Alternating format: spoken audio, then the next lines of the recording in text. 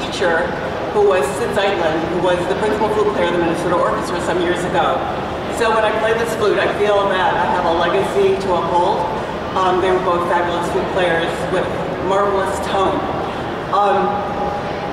I'm here today to share with you some Christmas carols in a slightly different format.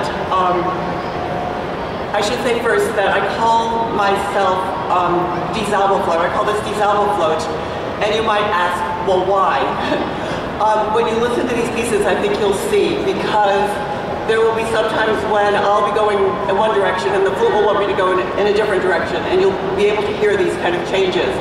I'm going to be doing variations on some very well-known carols, and I'm going to be doing them in the style of Wolfgang Mozart.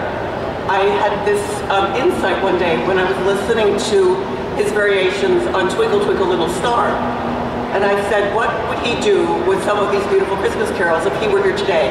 What kinds of ornamentation would he add? What kinds of devices would he use? What kinds of motifs would he use? And since I happen to play a lot of Mozart's flute music, there are some very lovely, charming things that I hope to incorporate into these pieces today.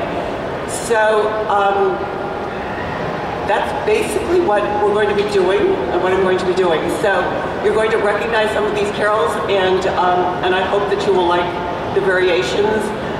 Mozart was a classical composer. He lived in the classical musical time period, which he also would compose at the end of the Baroque period. And the end of the Baroque, the tail end of the Baroque, was called Rococo.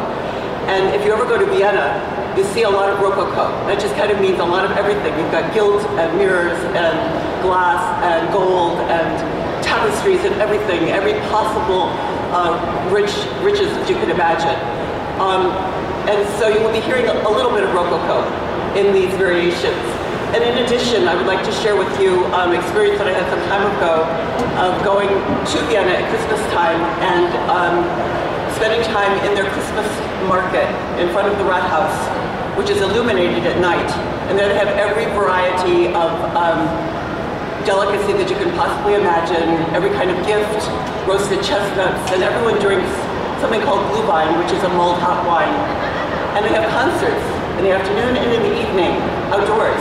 And I would like you to imagine with me, if you would, that we're standing in front of the Rathaus at one of those open-air concerts and listening to a little bit of Mozart with a little bit of Rococo and the variations on these well-known Christmas carols. Thank you.